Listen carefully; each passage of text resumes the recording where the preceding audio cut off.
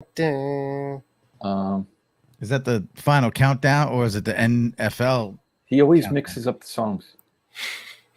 Let's go.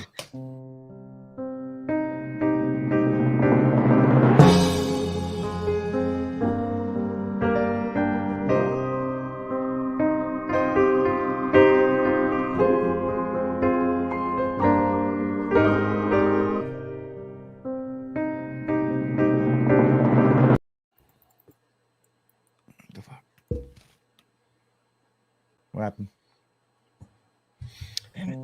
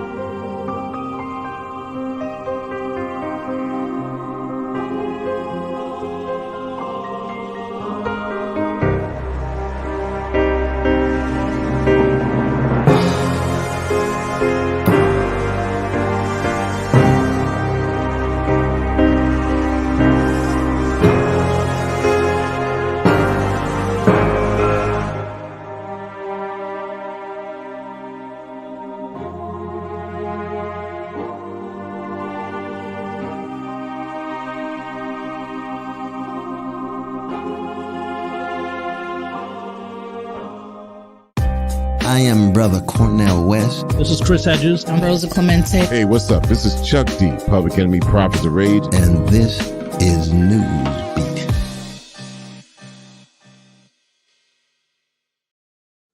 Well, good golly, Miss Molly, it is This Week in Social Justice. Back at it, live and direct, all up in that computer screen. So Manny Faces rocking with you one time for your mind. This Week in Social Justice presented by the Newsbeat Podcast. The Newsbeat Podcast mixes social justice journalism, interviews with experts and activists and analysts and journalists and super dope people and people fighting the good fight against injustice, as well as people who are facing or victims of those injustices, and mixes it with music and very often original hip-hop lyrical contributions from incredible independent artists. My name is Manny Faces. I am the conductor of this out of control train wreck, and I'm joined as always by my good friends. Starship. By my good friends and colleagues, Mr. Rashed Mian, managing editor of both Newsbeat and This Week in Social Justice. Hello, sir. Hey yo. And the incomparable Mr. Chris Tawarski, the editor-in-chief of both of the aforementioned media properties. How are you, brother? What's up, Manny? What's up, Rashed? Stoked to be here. Yes, indeed. Got Newsbeat Nation on the line. 100%. So we're here every Wednesday for the most part, except when I guess I should apologize because what they say in corporate world, PTO, I guess screwed up with the schedule last week, and you guys obviously didn't want to do a show without me, so I really appreciate that. No, we did a show without. You don't want to leave me. Oh, you did. No, you didn't see it yet. Wait, no one told it was our most watched. I got people writing in from across. It was the highest rated show. Fantastic. Since election night. They want mugs. They were like, now we like the show. They want posters. Obama called. Look, I'm all in for whatever leads to success. Well, so if you need me to take more days off, I will gladly do it. No, we need you here. Actually, no. We need you. We would not do it without you. We need you to put 16-hour days in to help us get caught up. So get to it. Happy anniversary to you and the missus. I hope your thank you. Your entire trip was lovely and refreshing and recharging, as you now are, as they say in the 90s, back to life, back to reality. So what's happening here? If you're watching, salute to you. Shout us out in the comment section of whatever thing you're I actually like Slack because I don't really look here. guys, but whatever. Whatever comment section you are watching us, say hi, throw some questions, comments. We will be discussing some topics of interest that are of interest to regular citizens, but particularly if you're concerned about social justice issues. We tend to cover things that you might not hear about so much in the press or the media, or there actually are some media outlets that are very much covering some of the issues that we talk about. So we introduce those concepts and ideas and things that are happening so that you can go down the rabbit hole yourself. I think it's a fair way to describe what we do here. A little bit different than some of your other, TV shows and podcasts. We are a podcast, Newsbeat the podcast. Once again, the 2021 Journalism Podcast of the Year, Press Club of New York Press Club anointed us. We beat the New York Times, Wall Street Journal. I don't know if you've heard of these places, these outlets. Wait, aren't they the ones with the multi-million-dollar budgets and all the billionaire owners? They are. So yes, and the armies of reporters, right? That they could assign to cover some of these things. Isn't that true? 100%. I think those are the places. Yeah, WNYC. I think an NPR affiliate that has just an entire national network, and we beat them. We're better than them. So you want to get some news. You want to get it, kind of better than some of the other places. We're the ones. Now, what we do here on this show, once again, is we tell you some things that we have come across in the past week or so that have been happening around the world and around the nation that pertain to social justice issues. We are originally from Long Island, New York. Rashed, you're kicking us off for our News Bites, and we will be keeping it a little bit local today. Let's play the thing that looks like this. Tell me about this story. Yeah. So as you said, this is a local story, but I think it speaks to a lot of the issues that we have discussed on this show and on the podcast a lot, especially recently. And that's the role of district attorneys and the immense power that they have and control over a lot of people's lives and the people who go through the criminal justice system. Here we have a guy, former Suffolk County executive, former Suffolk County District Attorney Thomas Spoda. Suffolk County is out on Long Island, right? And he was sentenced this week to 5 years in prison. And if you're not familiar with it, I'm sure some national outlets have reported on this just because it's like one of those crazy stories, probably made for, a podcast or something like that. But it's wild.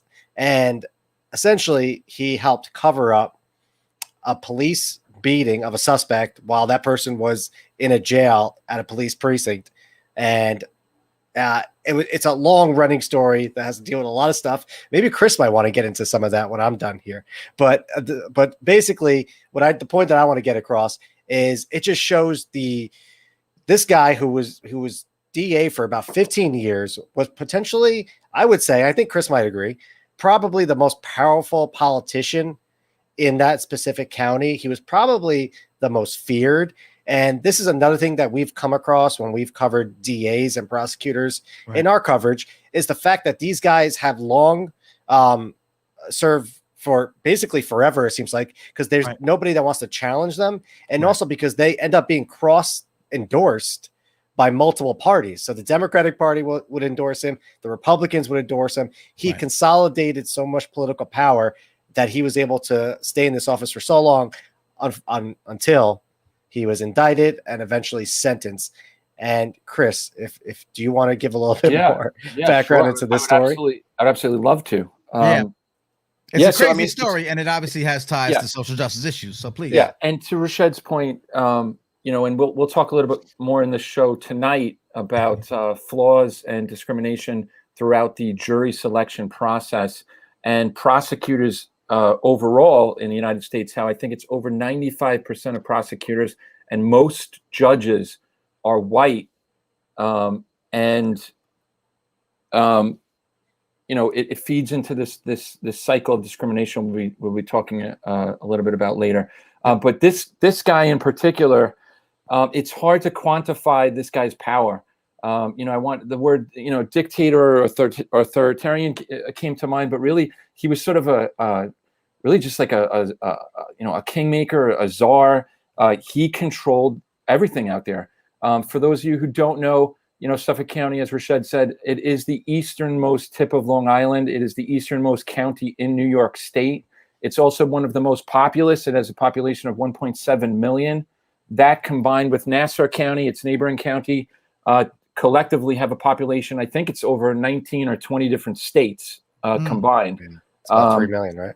Yeah. So, but he wielded an enormous amount of power, and you know, it's sort of a cut off county. It's very remote, and you know, out here on Long Island, there's really only one daily newspaper, Newsday, and Rashad and I at the time, and Manny as well, worked at an alt weekly, and we would dig into this guy. We would dig into some of the corruption. Nassau County are historically cesspools of corruption, ongoing and throughout to this day. But yeah, this guy just got nailed for basically covering for the former police chief, this guy James Burke, who we could spend seasons, and maybe we will. Yeah. We don't know. Who was also about indicted and about this and guy who was convicted also 'cause indicted, he pled guilty. But basically, in a nutshell, you know, there was a 24-year-old guy by the name of Christopher Loeb who was robbing cars near train stations, and he found a car. He stole the duffel bag. He gets home. He opens it up. Oh my God, what's in there? There's a gun. There's sex toys. He claims there were also bestiality. Wait.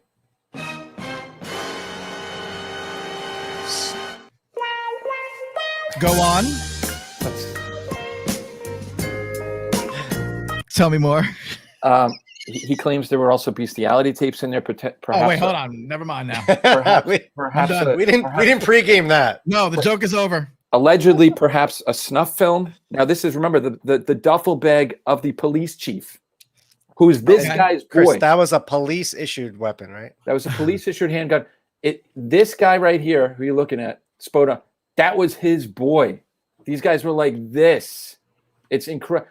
I mean, again, we could spend a lot of time talking about their relationship and what went on and all that, but basically, he just got sentenced for covering for that guy, because when that guy went back to his car, when the police commissioner went back to his car and realized that his duffel bag with all his sex was missing, he call units.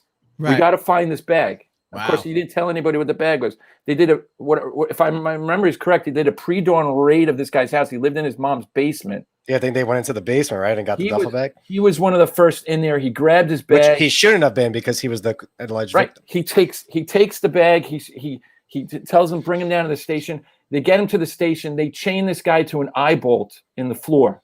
Right. And him and two other of his boys are in there. He rolls up his sleeves allegedly and says, "Oh, I missed this," or something like that. You know. Yeah. And it just starts wailing, beating the hell out of this heroin addict. They joked that they were going to give him a hot shot and put him out of Which his is like misery. basically a lethal overdose, right? A lethal overdose. Wow. You know, he gets his boys in the room to cover it up. This guy covers it up, and now it's all coming down. But that's just one small little episode with this guy, Spoda. He had secret interrogation rooms where he would just allegedly take people and just force them to do whatever he wanted. In fact, the sitting county executive back in the day, this guy named Steve Levy, had switch parties to run for governor and amassed a multi-million-dollar war chest. All of a sudden, he's stepping down. He's giving up his war chest. He's not going to run. Whatever. Well, what happened? This guy got to him, and so we put it on a cover, and we called it the countdown since the coup, because there was no legal explanation as to what went on, and we called out Newsday. We called out the other media outlets that weren't doing anything on it. And so what did this guy did? He told one of our reporters to tell our publisher to go F himself. He could go F himself. That's this guy right here.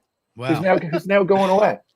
But, but anyway, it just speaks, as Rashad said, and the reason why I want to bring it up in a social justice context, it speaks to the enormous power these prosecutors wield, even outside the courtroom, as I just outlined. That's why we cannot stress enough every time we talk about this. Know who your prosecutor is. Make sure people are involved. So there's people that run against this person. Otherwise, they have a blank slate, a blank check to do whatever they want. They feel it's an elected position. You know, I know that a lot of people, you know, obviously focus on, you know, maybe the mayor in your town or your city or your, you know, municipality. Obviously, we everyone pays attention during a presidential election year. I don't know DAs, like how it works. Is it every 6 years, every 4 years, It whatever? varies. Yeah, it varies. Right. But it's really one of the most important. If you're concerned about criminal justice reform, it's really the most, I think, the most critical elected position to enact change. Now, we've done some stories on criminal justice prosecutors. Right. Reform prosecutors. Thank you. The movement. Right. Yep. Mm-hmm. So there is a movement, as you just said, to bring awareness to the fact. Yeah, I think that's right. Yeah, bring awareness. Whoever you elect for president isn't going to fix mass incarceration.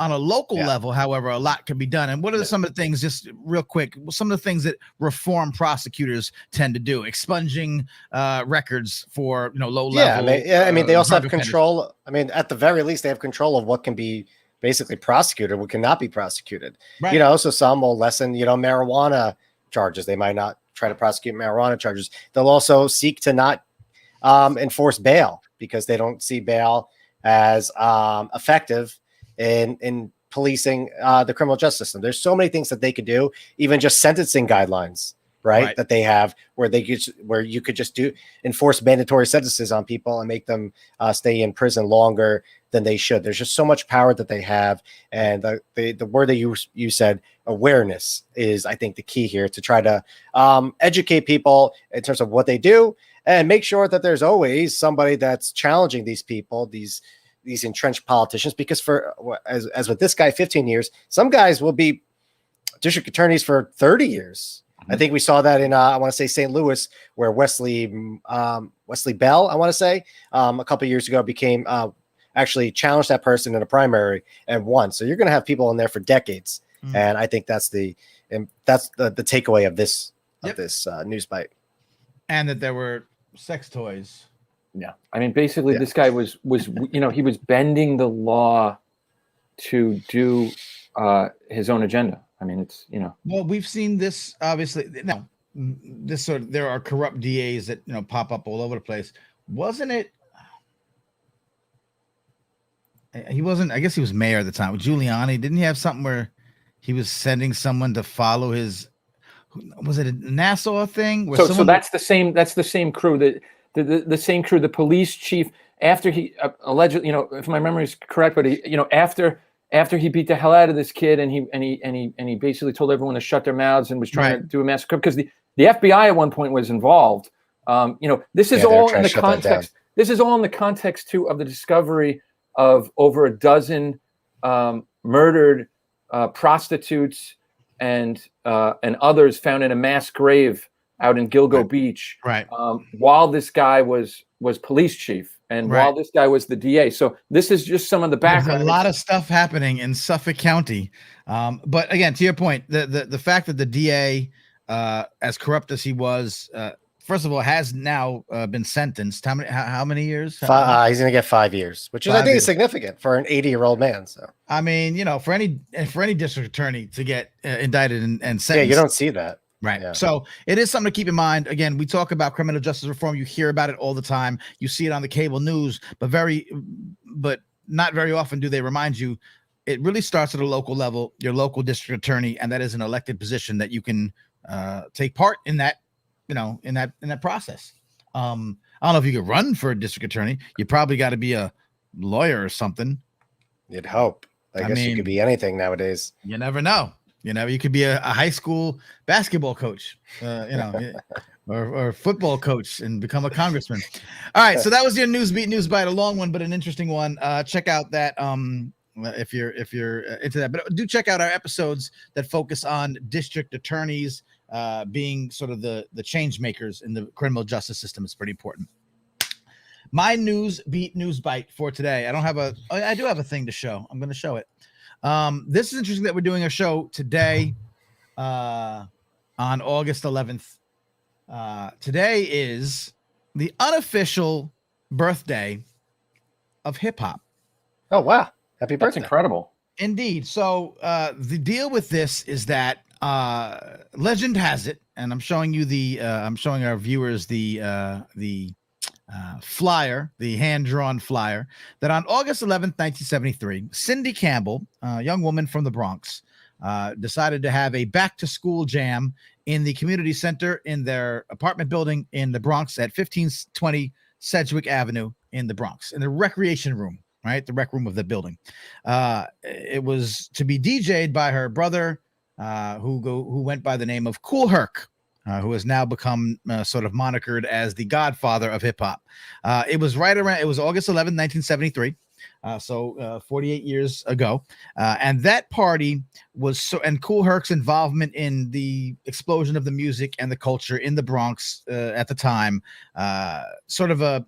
it's not the only thing. There was no flashpoint for hip hop music and culture. It was certainly a lot of things happening and a lot of people involved. But this has sort of become if you have to pick a date when hip hop began, it's often pointed to at this date, so much so that the Senate of the United States of America, there you go, actually came together and by unanimous consent passed Senate Resolution 331, a resolution designating August 11th, 2021 as Hip Hop Celebration Day, designating August 21st as Hip Hop Recognition Month, and November 2021 as Hip Hop History Month. Now, advocates for hip hop music and culture, like myself, have always pointed to the need for hip hop to be recognized and respected as not only the art form that it is, but the culture that it is a part of. The reason why I mentioned this specifically, obviously, Newsbeat does a lot with hip hop as a integral part of how we tell stories, a vehicle by which we conduct journalism, and a very unique, compelling, award-winning combination thereof. But let's not forget that hip hop has always been a social justice-oriented art form.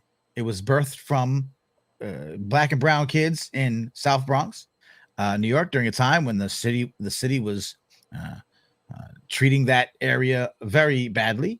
It was born. A lot of people say hip hop was something from nothing, literally born from the rubble of New York City. I like to say it was something from something. It was really an amalgamation of styles, previous generations of music and art and fashion and language and culture, all kind of bubbling up into now what is a worldwide phenomenon that to this day still has very, very important, very, very deep social justice oriented DNA.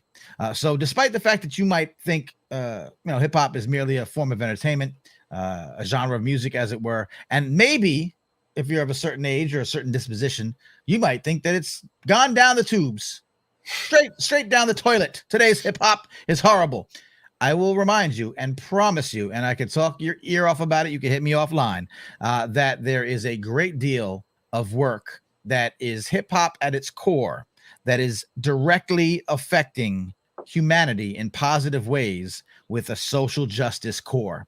I promise you, we do it at Newsbeat. We sprinkle it in to This Week in Social Justice, but don't think for a minute that hip hop isn't still one of humanity's strongest weapons against injustice. So happy birthday, hip hop. I do want a disclaimer. It's just it's not arbitrary.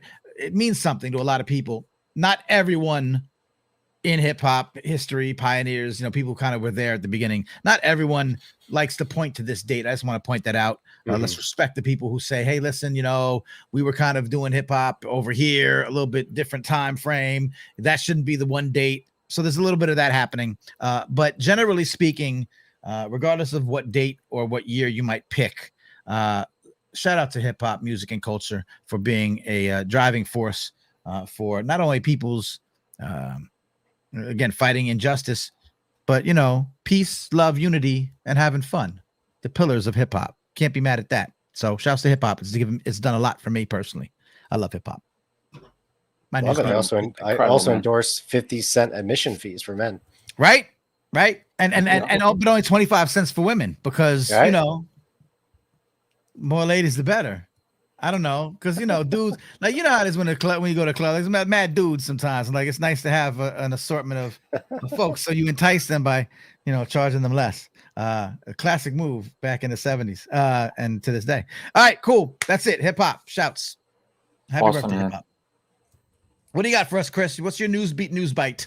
So my news bite is a continuation of a topic that we've been covering about the residential schools in Canada, and also, as we've mentioned, there were in other places too, as well as the United States. We'll talk more about that at some other time. Yep. But this, so just a quick little backstory here, just for the folks who might be listening or watching who hadn't caught some of our previous coverage.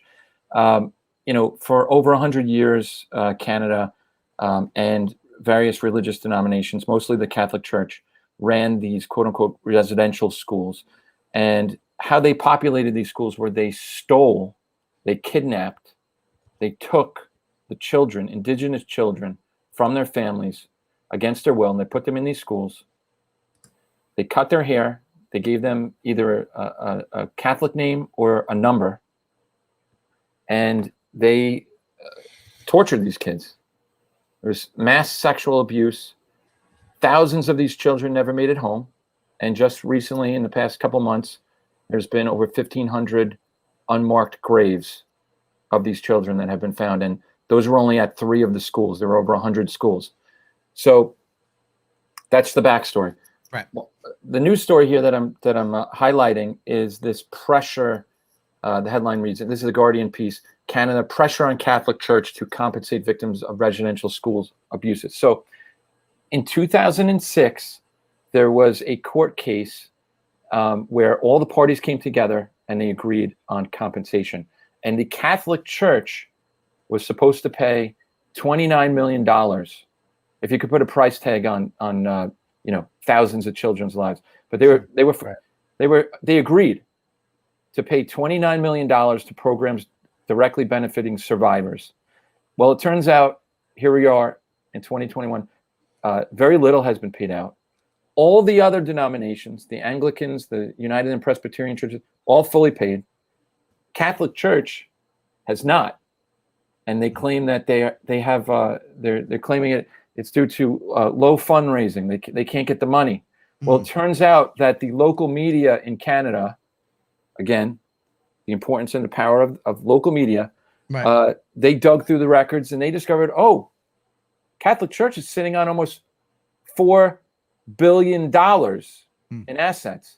And since the time that they said they were going to pay the $29 million and they didn't, they raised over $300 million for new churches and these beautiful cathedrals. $300 million for cathedrals. Well, that's new important. Churches. That's important. Instead of giving the $29 million to the children that they tortured and sexually abused, and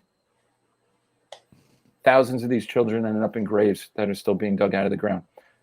So as much pressure as this show can put on the Catholic Church in Canada, and in previous incarnations, we had a little thing called the pink slip. I'm not going to get into it now, but strangely, we would write names in the pink slip. Next day, impeached. Country invaded. But but just bringing attention to this. I mean, it is beyond shameful. Yep. The Catholic Church preaches, love and peace and care and reconciliation. All these things. They have done nothing. And it turns out they're sitting on billions of dollars, and they've spent hundreds of millions of dollars since this time. They were supposed to be paying this stuff, and they bought themselves all their new buildings and stuff like that. I mean, it's absolutely beyond disgusting. Yeah. Well, thanks for keeping us up on it. There is, we tend to be focused domestically. We focus on this issue because it's not talked about domestically enough, even though it happened in Canada. But if you think that it's just Canada that was doing this, you're mistaken, and we will get into that as well. Thank you, Chris, for staying on top of that. I don't know if we have any pressure, exert any pressure on the Catholic Church, but we can always appeal to a higher power. Perfect. I thought placement. Perfect. I thought you were going to say placement. the algorithm god. Perfect. We need that higher power. It's Perfect as well. All right, gentlemen. Thank you for those news bites. We went long because they were important and detailed, and we love to talk about these things and spread some knowledge yeah, about them. we If you- got sex toys in the Catholic Church in news bites. This guy is. It's good. It's a good point. It's a pretty good point. That's not. I told you what else was in James Burke's duffel bag. I told you what else he had in there. All right, you're right. Okay. He was the police chief. Put the brakes on. Okay. So listen, quick reset of the room, as they say in Clubhouse. You're listening to or watching This Week in Social Justice. Those are our Newsbeat News Bites, small tidbits of information that you might not know about. Again, remember your local DA elections are super important for the cause. Remember that that hip hop is still a very viable tool in the fight against injustice. And remember that the residential school drama in Canada and the Catholic Church involvement is unresolved to this point, and that's something you should know about if you care about people in the world. Now, again, if you're watching this, we are a podcast. Go check out Newsbeat on your podcast feed. We have this, but we also have our full deep episodes covering social justice issues, the award-winning show that we are. We do that, and we do it well, and you will learn even more than you're learning tonight, potentially. We'll be back with new episodes soon. Got some really interesting topics coming up. So if you're already listening to us and you know who we are about those other things, it's not just This Week in Social Justice. We got some things coming up. So moving along. The two I think we're going to go into the burning world. Yeah. The world is on fire. And we've heard this before, but something just happened, and we've covered sort of the intersection of climate justice and environmental justice, we should say. So let's talk about it. Yeah, let's do it. So I think there's a good chance we always blast the mainstream media for not covering news, but I can't imagine that this hasn't. Well, at least on Monday, didn't have some sort of wall-to-wall coverage, especially on cable news. Yep. So on Monday, the Intergovernmental Panel on Climate Change, which is convened by the United Nations, basically they came out with the most, I guess, sobering and frightening report ever on climate change. Basically, this headline right here says major climate change is inevitable and irreversible. So the things that people have been talking about for so many years, that we need to get ahead of this so we can, save our future for our kids, our grandkids, and protect the earth. Right. Well, that looks unlikely, unfortunately. I mean, I don't want to talk in these, right, absolutist terms, but things are getting worse. And that's basically made clear by the fact that, I don't know, like people, this is very science wonky, but if people obviously have heard of the Paris Climate Accords, and that was back in Obama's days, where all these countries came together to come up with a climate resolution that was non-binding, but helpful nonetheless. And they wanted to prevent warming to go up to 2 degrees Celsius, which is sort of this barometer of when things could get really bad. Right. Well, some of the countries said, hey, 2 degrees Celsius is good, but we would like to keep it at 1.5 degrees Celsius, because that's when you even see what they call just horrific events where species no longer exist due to climate change. Well, this report is saying 1.5 Celsius, regardless of what we do, the best case scenario is 1.5 degrees Celsius, which means the world is going to keep heating up. We're going to see more ferocious storms, more heavy flooding. Hurricanes have been on the rise. Heat waves are hotter and longer in duration in recent years than they've ever been. And I mentioned those two things, heat waves and flooding, because they have a connection to what Manny just talked about, environmental justice. You've probably heard us talk about, we had an expert on a couple of shows ago talking about the impact that heat has had on places and cities that were previously redlined. Those are the communities that were kept out of, basically, stuck in these places because of racist housing policies. And because of that, those places are hotter. And we've seen that happen in Seattle, at Portland recently. And that expert went around recently, and he found some places were up to over 125 degrees Fahrenheit. Heating obviously is deadly. We know that the recent heat waves were connected to hundreds of deaths of people, right. and that's often underreported. Flooding is also a major issue, and that's something that's talked about in this report. There was a study that came out by all things Redfin, which I think is like a real estate organization, but it found that places that were historically redlined, similar to extreme heat, are seeing greater flooding. In some cases, this is 25%. There's 25% more flooding in red line communities than non-red line communities. So these places are not only experiencing oppressive extreme heat. Right. They can also succumb to these heavy flooding events. And I think one example that we can all point to, and I don't know if you guys remember this, but Hurricane Harvey hit Texas in 2017.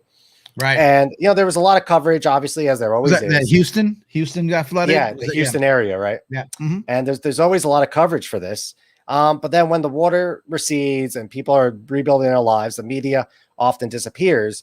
And what researchers found, surveying people a year later, was that Black communities and impoverished communities were disproportionately impacted by the flooding. So in what the report said, that Black residents and those living in one of the hardest hit areas were more likely than others to report declines in their financial situation. So on top of the damage to their homes, right, they were financially decimated. And it also said that among those affected by the storm, 6 in 10 Black residents, half of those living in this area and half of those with self-reported incomes below 200% of the federal poverty level, say they weren't getting the help that they needed. So there's obviously, we can all feel climate change. I think even now, even today, I think there was 150 million Americans impacted by heat advisories in this country. Right. But more people are suffering than even us. And I think that's why it's so important for the world to obviously address this issue, because the people who are less responsible for climate change, right, the citizens of certain countries, but especially the less developed nations that have not contributed to greenhouse gas emissions, like developed nations like United States have, are going to feel the brunt of this. And I think that's the connection that's often missing when we're talking about climate and global warming. And I hope that's something that we could keep covering on this show to raise awareness, because it's a significant issue. If you want to keep covering it, we keep covering it. I'll tell you one thing. It sounds like what you're saying is we should be not so selfish so that we can protect our future generations, our children's and our children's children's, and other, less well-off countries in the world. And this all has to do with science. And I'm just a little concerned because recently I've seen a lot of science recommendations that would make us seem less selfish to protect our children and other people. And we're not doing that. Yeah. We're not doing that with the vaccines and the masking and all the things. So I'm very concerned about this, because it seems that's something you could see. I know people that went to the hospital for COVID. We don't see the effects of climate change like that unless you're looking at it on a macro level, and most people aren't. So I mean, we have the Dixie fire that's been burning for weeks. I think it's the second largest wildfire in California state history. And is that getting that doesn't get wall-to-wall coverage? Imagine if a hurricane lasted 5 days over a particular state. Right. I mean, that'd be nonstop. It'd be insane. People would be donating. There would be these events on TV, these drives on TV to help people. Right. But I think what you said is we don't see it. Yeah. But this report makes clear, not only is it here, but some of the worst effects are going to happen no matter if we actually step up our game and resolve these issues, regardless of Joe Manchin trying to stop a reconciliation package that will actually help fight this battle. This 1.5 degrees Celsius is going to happen no matter what. Well, I just want to underscore, Rashad, something that you said, that the least people responsible are the ones who are going to bear the brunt. And we've done previous coverage, and let's just spell it out. It's low income communities. Right. It's communities of color. Yep. indigenous communities. We spoke with an indigenous member of an indigenous motorcycle gang in one of our episodes. That's right. Group in one of our episodes, and this report. I just want to emphasize here, though, it is like it needs to stop now. Like if anything, like let this report scare the living hell out of you to contact your elected representatives and demand, all of these things. Stop fossil fuels. Build the grid. All the things that you hear about. But this should be the final warning bell for people to wake the hell up about this. I mean, as Rashad said, we're in the middle of the largest Dixie fire out there. Here where we are today was I think it was 96 or something. The real was like 106 or something like that. But I just want to inject a little bit of hope in this. And that for me, the first thing on I was trying to dig into this report, and it is massive. It's hundreds and hundreds of pages long. I think it's thousands of pages. On thousands of pages. On page 17, there's a helpful breakdown. We'll share these links, but one of the first things they state this is unequivocally because of humans and fossil fuels. Right. Yeah, and fossil fuels. Because of that, for me at least, and trying to inject a little bit of hope here is like we can at least stop it. Stop it at the 1.5 degree increase, as bad as that is, and then put these reforms in place, and maybe it'll come back down. But the fact to me that when I read it is unequivocally humans that did this means it's unequivocally humans that can cut it out. I'm gonna call. How you doing, poker? I'm gonna call your hope, and I'm gonna raise you some pessimism. Because this is what they've been saying for years. Yeah, like it's not new information. It's not decades ago. No, we know that it's not new. But no. I'm not saying. I'm saying that unequivocally, this report. One of the biggest conclusions is that it is humans. They denied it for years. It is humans. It's not going to make a difference until the Upper West Side is underwater. It's not going to make it. Well, it also may make a difference if our politicians grew a pair and said, Exxon, I don't care how much lobbying you do. Or if the media actually, instead of taking a few days to focus on that legalized corruption that happens in our halls of power, we saw it on videotape. The guy explained everything they do. He broke it down for us. It was like a class on legalized corruption at Exxon. And I don't see any, stories after the fact about infrastructure, all that, talking about how Exxon killed the first infrastructure deal because they wanted to stop the tax cuts on these corporations. Right. So I think regular people, this needs to be beaten into their heads. And I think there's probably a lot more people that are worried about this than we think. I think it's mostly obviously the politicians and the people who are taking money from their corporate donors that we need to continue to rage against. Yes, and that's the point. I mean, and to sort of counter the pessimism, to counter the hope, is another little injection of hope. It's just that you can't give up the fight. Okay, this crappy, this report is horrific, obviously, right. They've been screaming at it for decades. But you know what? You got to keep fighting. So we always talk about this on the show about what we're doing today. I know we're riffing right now, everybody. Listen, but we talk about like what the average person, the regular person, quote unquote, the extraordinary regular person can do. But Rashad, like what you just said, like money in politics is sort of at the base of the bad thing that's happening. So do we fight? And I'm just riffing. Do we fight? Do we call our Congress people or whatever and demand that, you take a stand for climate change? Or do we go back to kind of the thing that makes that possible, that makes an Exxon have the ability buy influence? Yeah, right. To buy influence. We do both. Yeah. I know we should do both. And on top of that, you know what else we do? We run for freaking office. Hell yeah. We run. We oust these people. Do you have an announcement to make? Do we have an announcement? I have an announcement to make.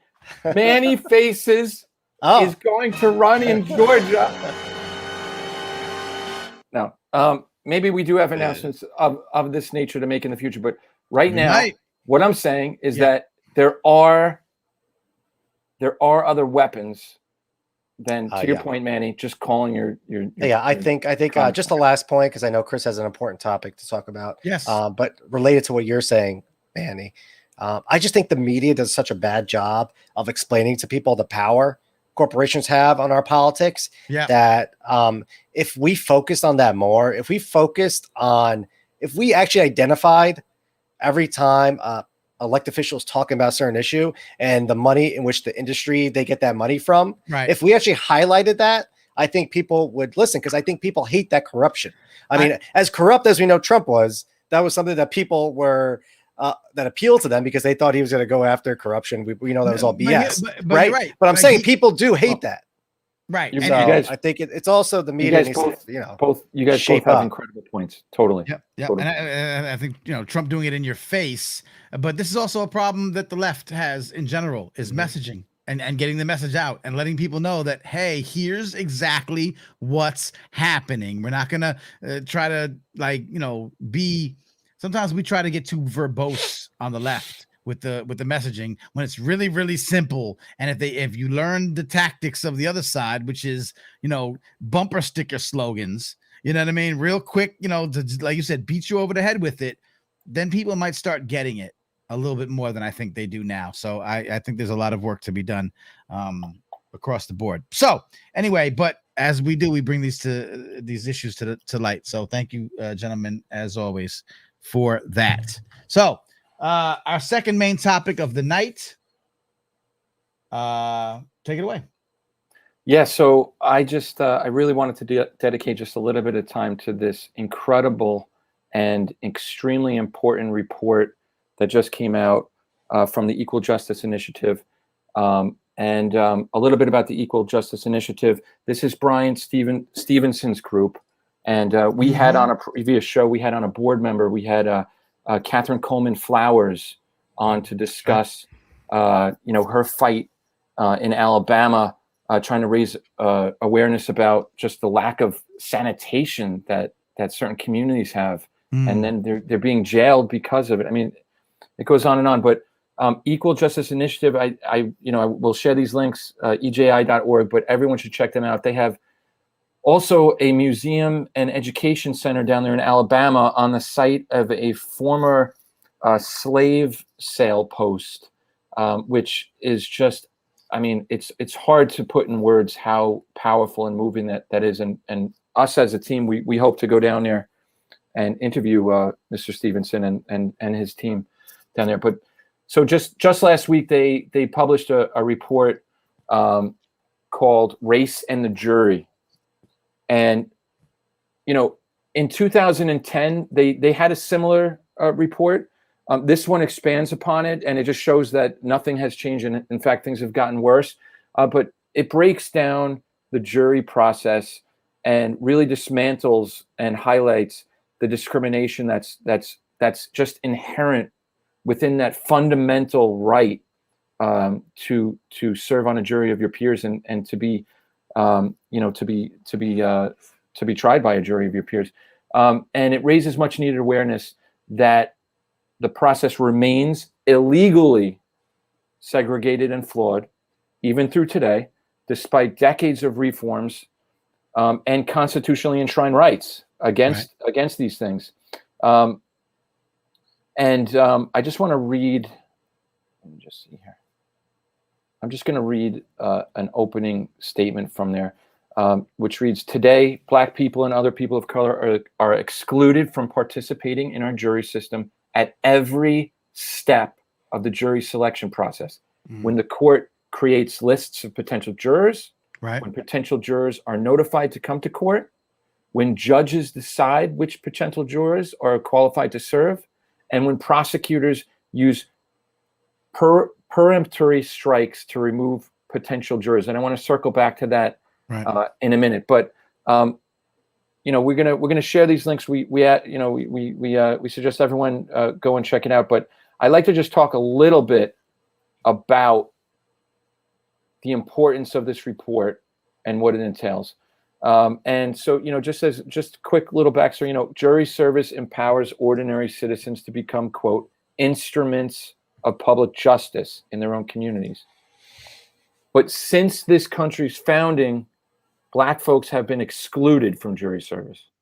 And, there was a long, really shameful history where the Supreme Court itself was ruling against equal rights for people of color.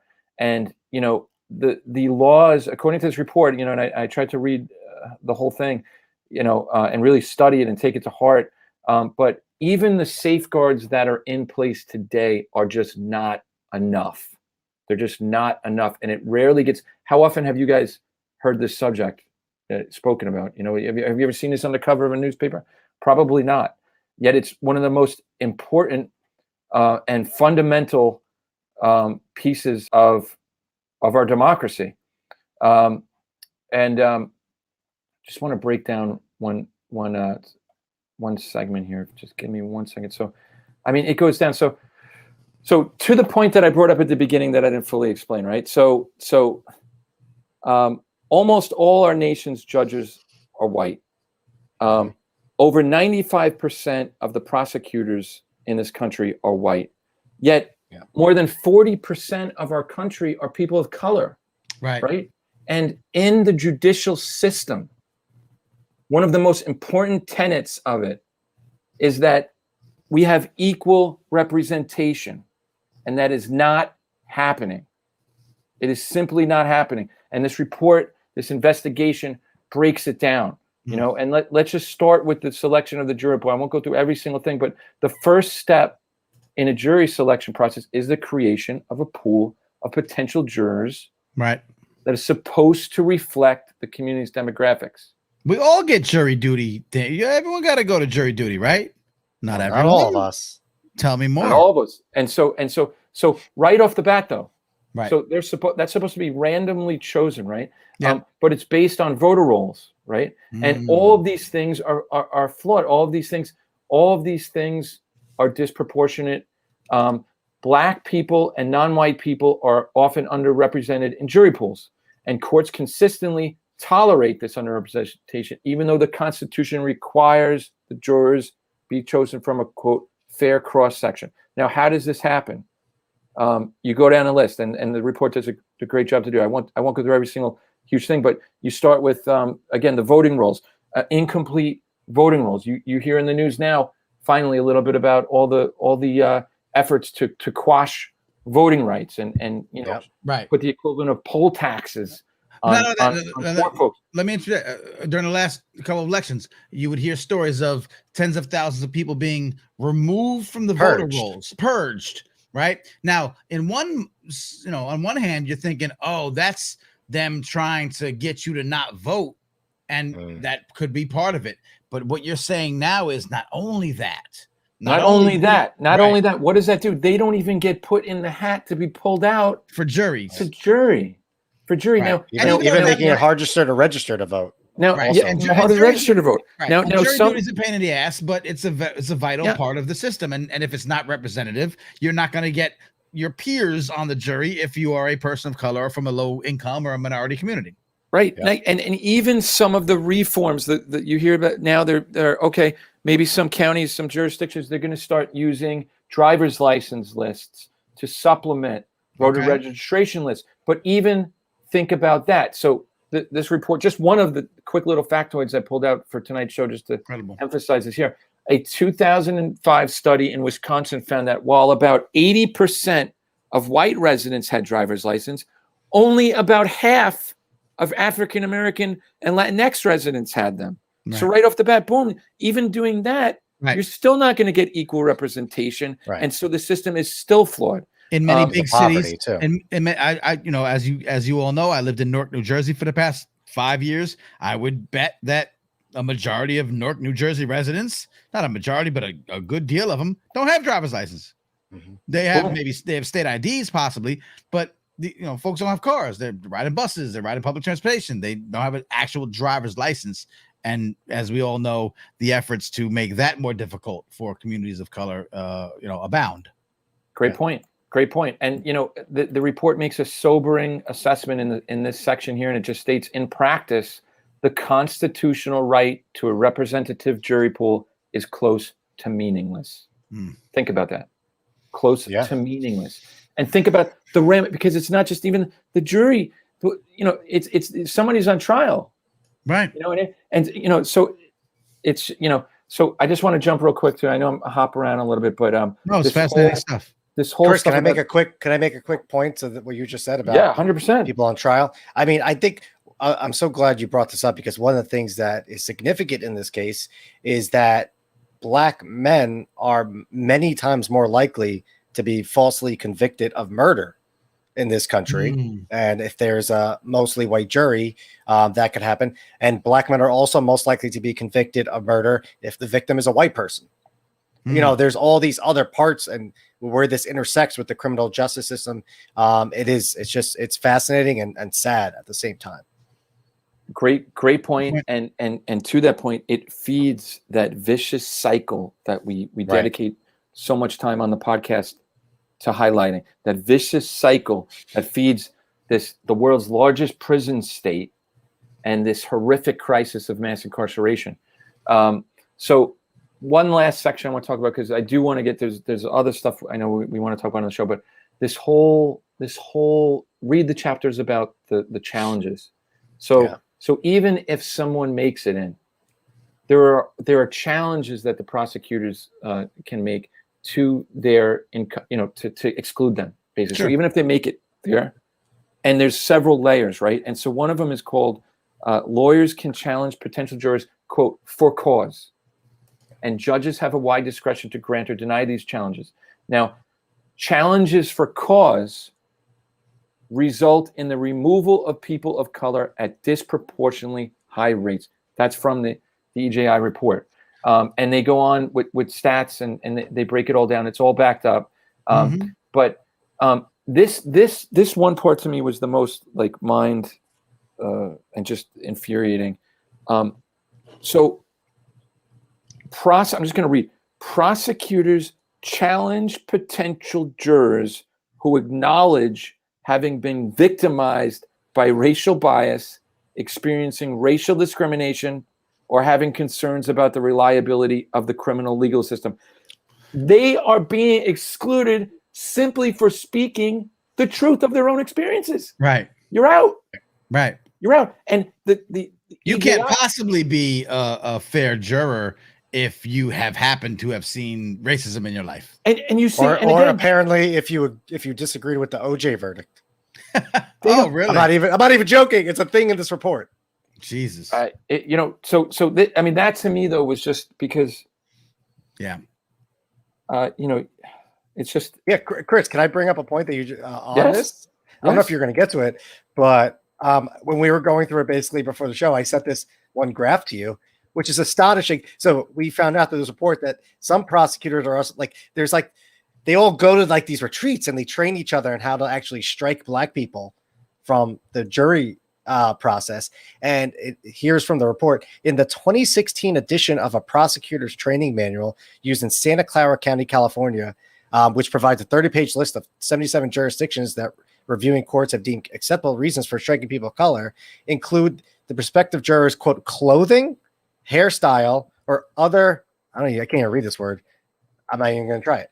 But this was in 2016, and they're talking about people's how they're dressed and their hairstyle. That's cause. That's cause. Yeah, that's cause to strike somebody. And I think the other huge thing is this is all legalized discrimination, even though it's illegal.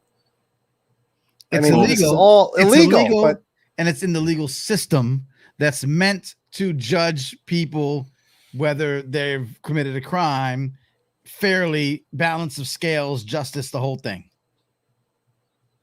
How twisted is that? I mean, you can't even. What I love / hate about this sort of report is that it,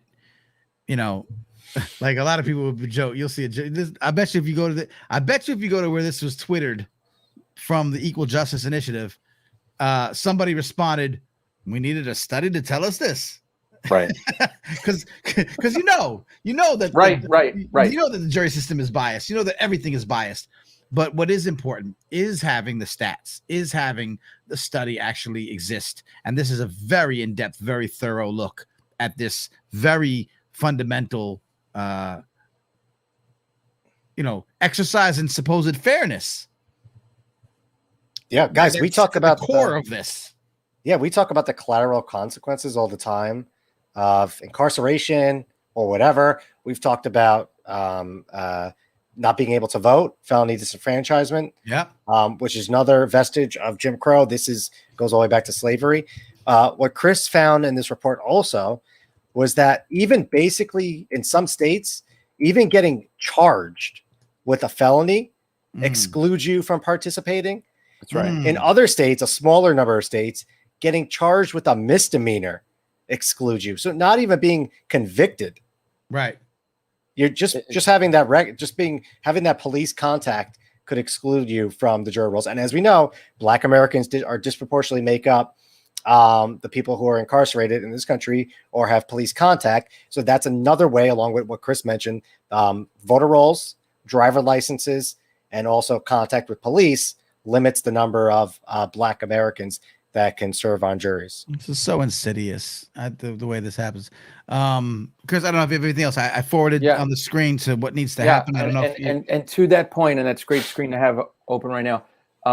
It's just, I'm sort of obsessed about this thing called peremptory strikes. Yeah. Right. And so what needs to happen is basically this mechanism, this peremptory strikes needs to, and Thurgood Marshall said the same thing.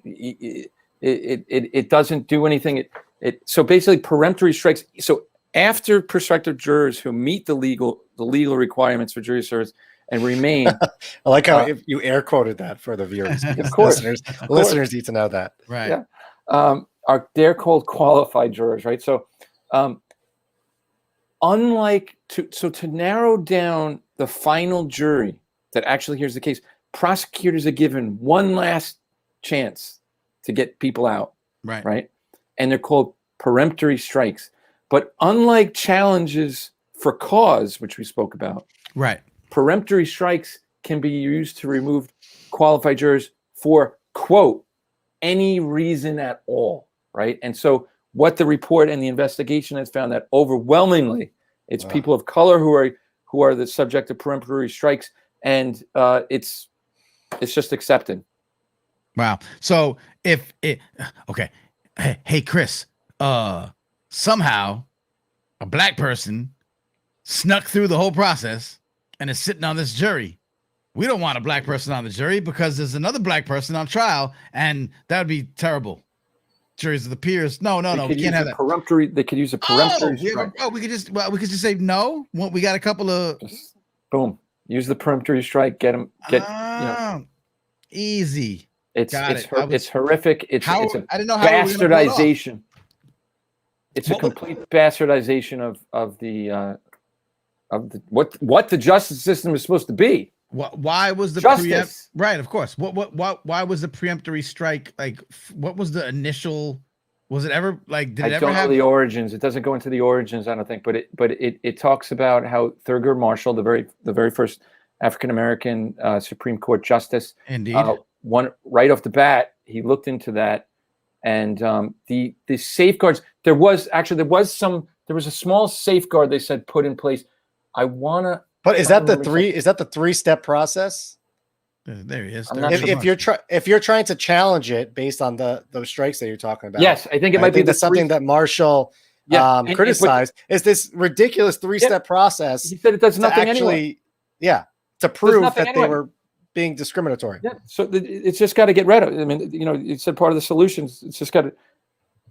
Right. As a potential fix, they said, "Oh, here's this 3-step process to prove discrimination." It's the 3-step process is useless. The process is so, my understanding, so sort of obscure and sort of like all-encompassing that you could just basically say anything, and it doesn't look like it's racism. Right. I think in the second step, whatever you're trying to prove, whatever you're trying to say, doesn't even have to be based on fact. It could just be your feeling. There you go. Which is insane. Interesting. Yeah. So again, the use of the strikes, the challenges in removing jurors from the jury pool for any particular case has been determined, although apparently we did not need a study for this, but we now have one, to be mired in racism and bias. The foundational part of our criminal justice system, the jury of your peers. And again, Manny, to your point, like in the value of reports like this, yes, there's street knowledge and and everybody might know this, but I've never heard the word peremptory strikes. Right. Like, now I know just from a day with this report, I know what I'm gunning for now. Right. You know what I mean? Like I know a specific mechanism in this huge machine of injustice. Ooh, did you curse? Did you curse? Say a Someone bad word? ain't happy. Ooh, boy. Don't tell the Catholic Church. What brings it back to the top? He brought it to the Catholic Church. You know what, Rashad? This is perhaps the highlight of this long and painful and torturous night. I give it to you, bro. You get the Cory Booker Award of the night for bringing it back around. I love it. Got to shed my suit jacket, get up on my feet. An apple pie. An apple pie, my desk. Insiders know what's up. Listen, Chris, thank you for bringing this up. Listen. First of all, I don't get quite in the weeds with this stuff as you guys do. You gentlemen are the quintessential reporters, investigative journalists that I love and admire so much. But you have piqued my interest, and now I want to read this entire report. This is some fascinating stuff. There's a minute and 30 second. Oh, do we have that? Video too? I'm gonna play it. Let's play it real quick. Do it. Let's do it. I'm gonna play it right now. Let's do it. Let's go for it. This is worthy to be shown. Let's go. Racial bias in jury selection is a serious problem that undermines the integrity of the legal system. Juries are supposed to accurately represent communities and their diversity. But far too often, Black people and people of color are excluded. Even though over 40% of Americans are people of color, more than 95% of all prosecutors are white. Most judges are white as well. Local courts create lists of people eligible for jury duty. But in most places, those lists underrepresent Black and brown people. When people of color are called for jury service, prosecutors and judges sometimes unfairly exclude them. Then Black and brown people who overcome these barriers can still be excluded by prosecutors who use peremptory strikes illegally based on race. Prosecutors who unlawfully strike Black people from juries don't get fined, sanctioned, or held accountable. The U.S. Supreme Court has said that eliminating racial bias is essential to preserve the public confidence upon which our system of criminal justice depends. That confidence has been shaken. When there is racial bias in the selection of the jury, it's hard to accept the rest of the trial will be fair or that a verdict will be credible. Racial bias in jury selection is illegal. In order to guarantee fair trials for all citizens, states, judges, and prosecutors must eliminate this discriminatory practice for good.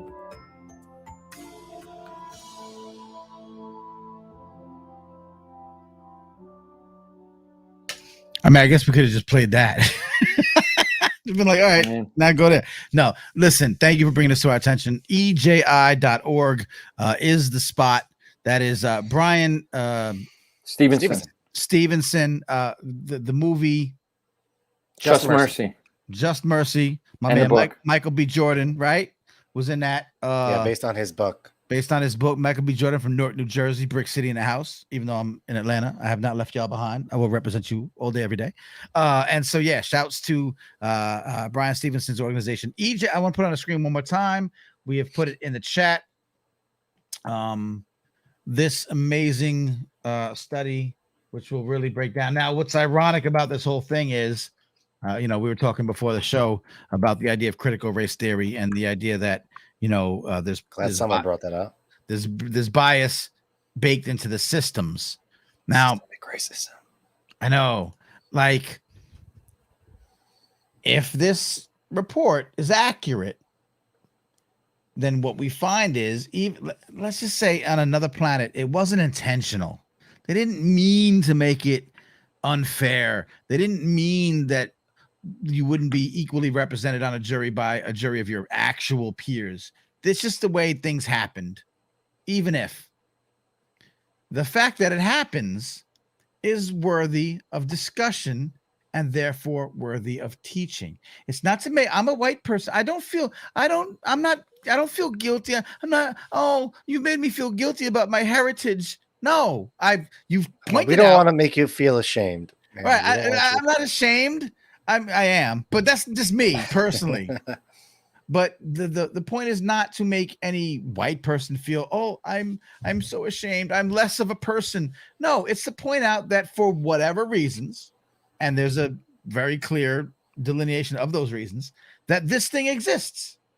A jury of your peers should be representative of your community, percentage-wise. And if it's not, then there's something wrong with that system. And if it happens to be that it skews in favor or against one segment of the community, that should be looked at. If there was more black people on a jury in a white majority neighborhood community, I guarantee you they'd be looking at it. I guarantee you they'd be like, wait a minute. There's something wrong here. So equal representation across the board in every aspect of society. And if that representation is not equal, we have to look into why.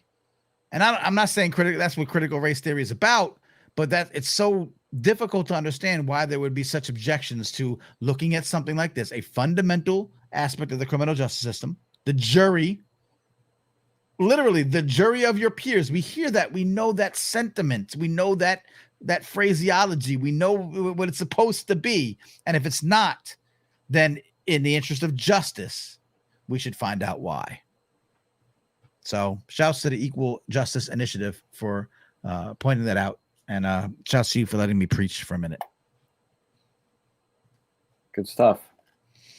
In fact, this is perhaps the highlight of No. long Come and on, man. painful and torturous. It can only be one of those handed what out. do This you isn't mean? one. It's a new highlight. Come on, Rashad Bastard. You, what is Church. it? What are you, Oprah? You giving out things to everybody here? You get a Cory Booker, and you get a Cory Booker.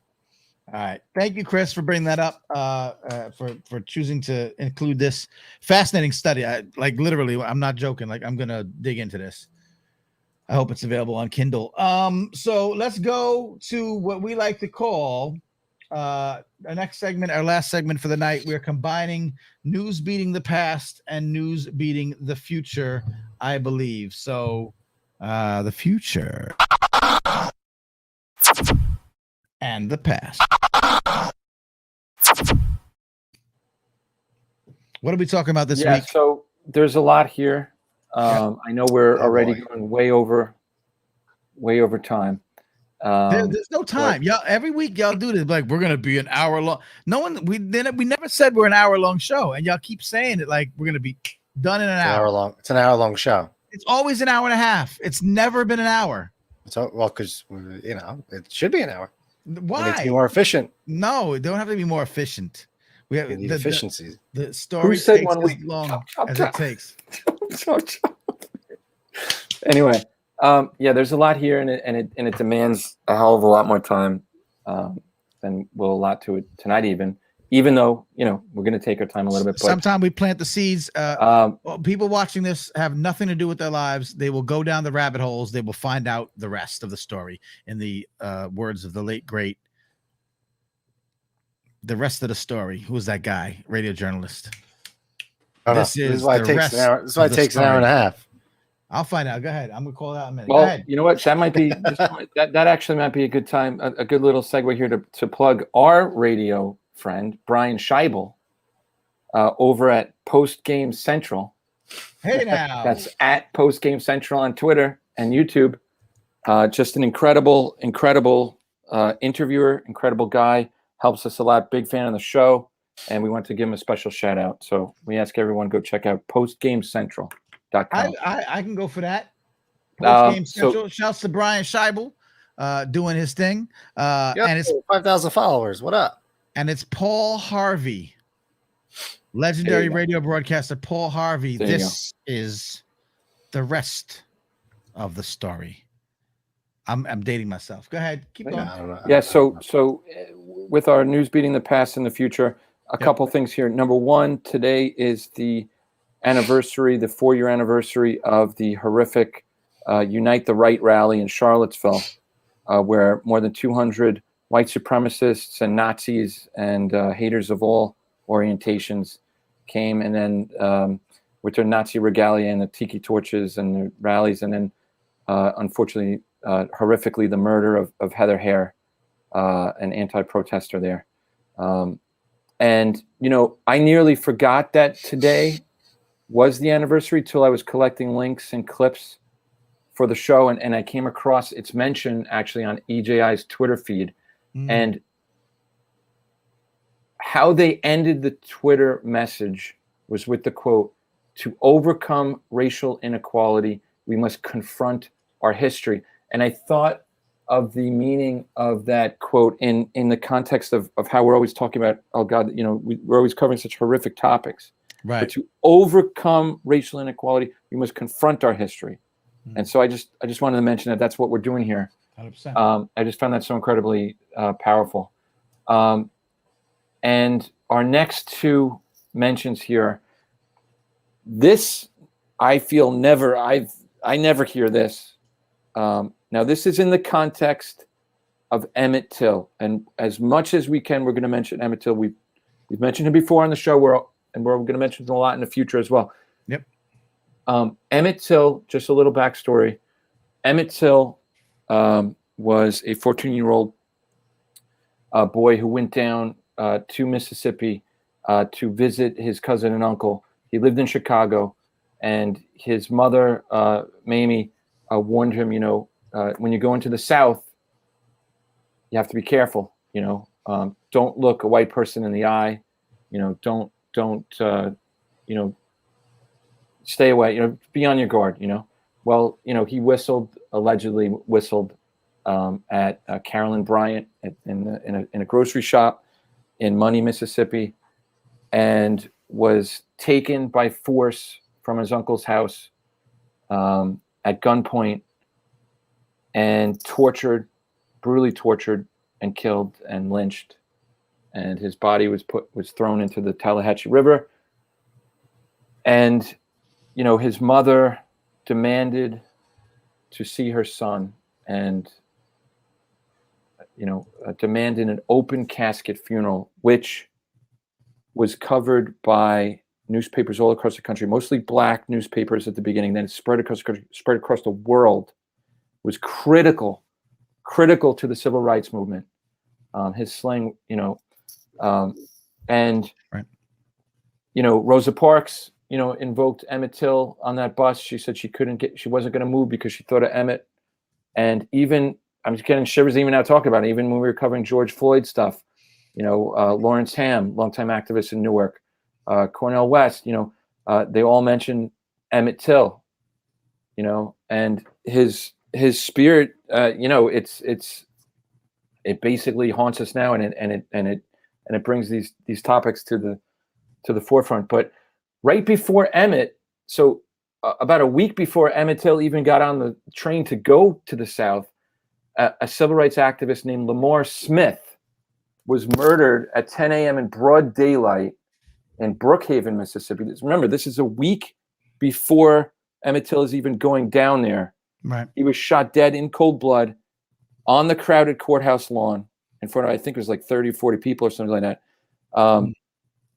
He was a huge activist in voter registration. I have never heard his name before. I mean, maybe other listeners of the show have, maybe they're much more familiar, but Right. This speaks to the sort of climate too that Emmett Till was headed down to.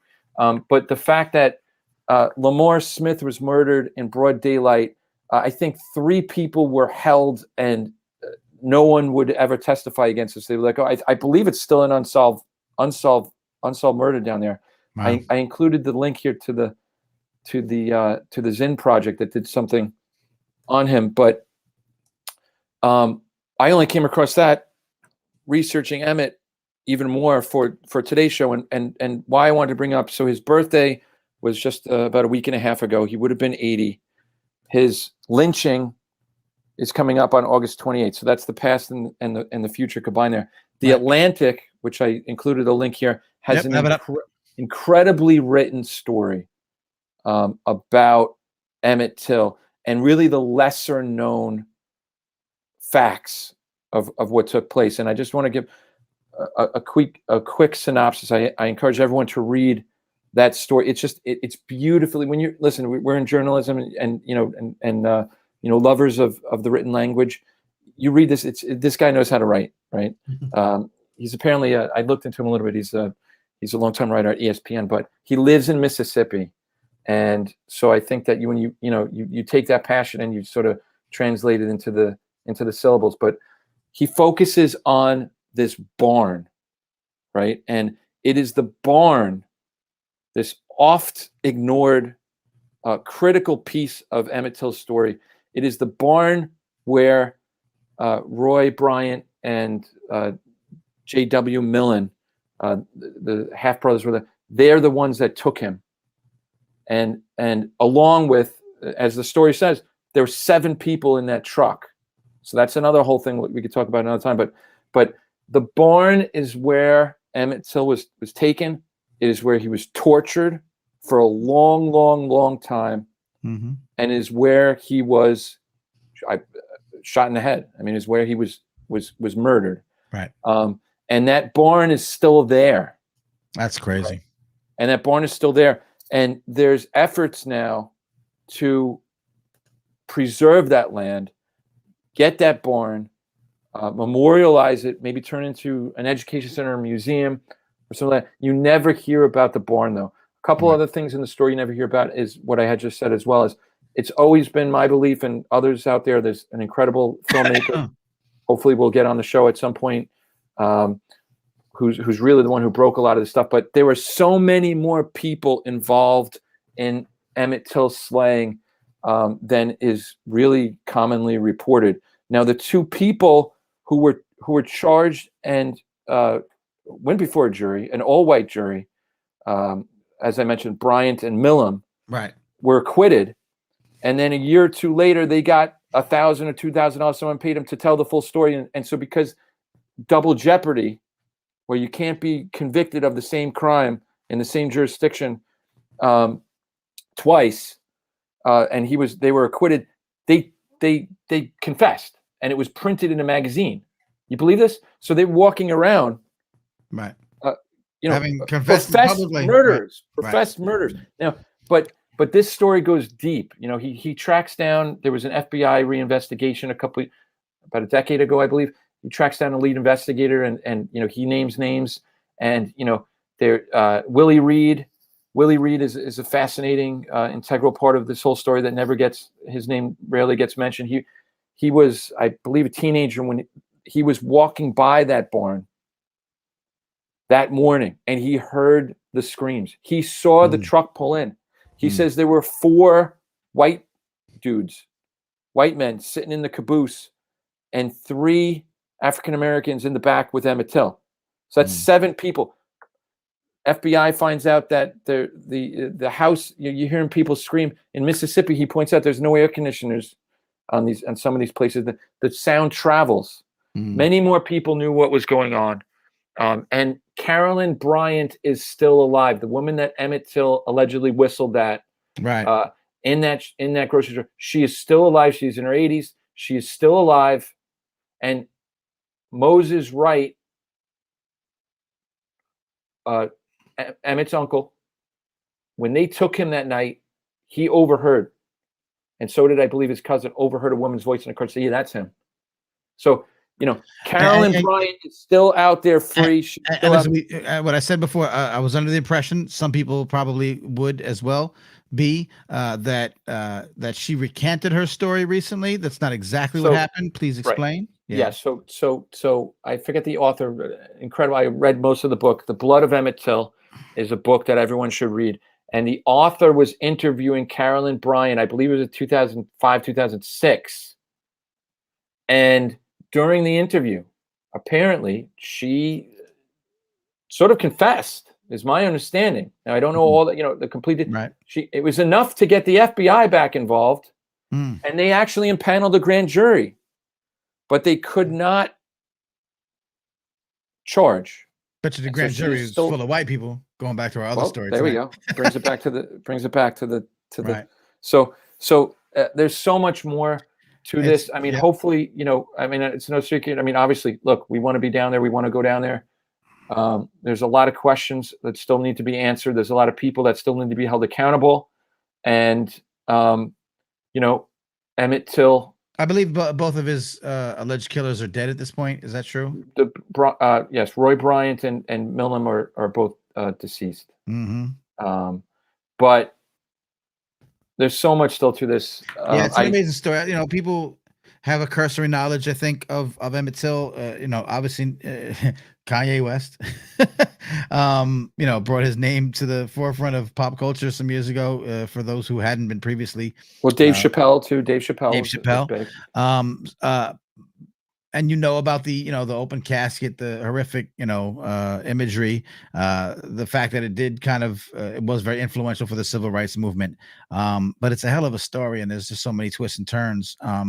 And it's worth really understanding because it gets to the core of a lot of things that are wrong today, to this day, with the criminal justice system. The fact that these folks can confess, just like you said, confess, and then, but yeah, you can't catch, like, you know what I mean? Like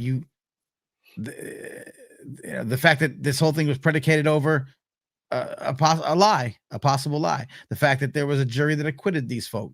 The fact that no one was ever held accountable. It brings up so many issues in one case. You know what I mean? That's and at the heart of it, you have a 14-year-old child, right, who was tortured, murdered, and lynched, and no one has ever been held accountable for it. Yeah. Well, just it's a metaphor for a lot of things, isn't it, bro? Well, thank you once again. His name was Emmett Till in the Atlantic. We shared the link. Shouts to Kitty Bradshaw on the check-in, by the way. Shouts to everyone tuned in and turned up with us as we bring you This Week in Social Justice. That was our news meeting, the past and future kind of combined, remembering obviously the lives and the incidents that have affected us during this week in history, and bringing more information to light that you should follow up on. What was the name of the book? The Blood of Emmett Till? Yep. All right. I got to read that now, Chris. I got to read the EJI report that you pointed out earlier. Don't forget that the IPCC report is about 4,000 something pages. So. Yeah, that's light work. I could do that. Okay. While I'm on a treadmill, I'll do that. I can't be on a treadmill. I pulled my hamstring.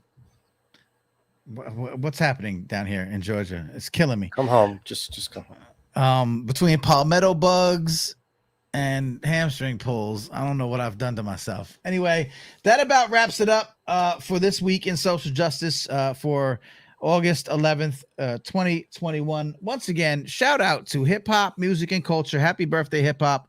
I understand not everybody prescribes to this date, but it's universally kind of salute to today in hip hop. Shouts to, of course, former Suffolk County DA Spota, and shouts to no shouts to him. Yeah, they give some shouts. No shouts to him. No shout, but the sex tapes. There were other things in that duffel bag we discussed. Toys. The sex tapes, though. The toys. Sex toys. Them DAs get it on. Wow. I just want to give two last quick shout outs. If you have no idea what I'm talking about, you tuned in late. Go back to the beginning. Rewind. Once more with Brian Scheibel. Yes. Everybody. 100%. And we'll share that link. We shared it in this link right over here. There you go. Post Game Central. There it is. There it is. Post Game Central. On top of it. I got to give a shout out to Maury Creative Studios. Yes, indeed. Absolutely. Makes this all possible. Right. Home base. If you need marketing for your company. I got to give one last big shout. I never give shout outs to you guys. I give one last big shout out to my little bro, Big Japes, because I was really stressed out earlier today. And you know what? He came through. Big Japes. Right. Big Japes. Thinking of you, man. Shout outs are great. I will give a shout out to Baby Girl Faces. I will give a shout out to Mrs. Faces. And I will give a shout out to me because I'm awesome. Rashad, any shout outs? No, I mean, I guess I could, if I shout out anybody, I'd say it'd be Campbell Walker coming home. All right. There you go. This week in social justice, my name is Manny Faces on behalf of Chris Tawarski, Rashid Mian, and the entire More Creative Studios and Newsbeat teams. We thank you for tuning in, watching us do this crazy thing. We'll be back next Wednesday at 8 p.m. bringing you more news from the world of social justice. You can follow us on Twitter at US Newsbeat, on Instagram at US Newsbeat, on Twitch at, I guess, US Newsbeat also there. YouTube, I don't know. I don't think we're set up there, right? But whatever. And of course, if you're watching, please do subscribe to Newsbeat, the podcast. These episodes do appear on the feed, but our full episodes, our award-winning episodes, our deep dive into topics and issues of social justice importance, and very often include, they always include music, and they very often include lyrical contributions from brilliant independent hip-hop artists. It's like Democracy Now! And Black Thought had a podcast baby. We are the recipients of the 2021 Journalism Podcast of the Year from the New York Press Club, which means we're better than the New York Times. That's all I got to say. I mean, if that means anything to you, you should be checking us out on the podcast tip. Real inside baseball. Anyone who listens to this show and follows the Newsbeat podcast, we are combining them into the podcast feed, but that may change, and this show may live on its own as its own thing. So pay attention to that. But do check out the feed and check out our past episodes. Matter of fact, the award-winning episode, Say Her Name, confronting 400 years of state violence against Black women, will be re-released on this feed very shortly. You can go back and find it if you'd like, but we're going to re-release it and put it back out. So look out for that and some brand new original episodes coming out very soon. Once again, I'm Manny Faces, my mans, my mellows. Thank you for joining me. We'll be back next week. Everyone, peace and love.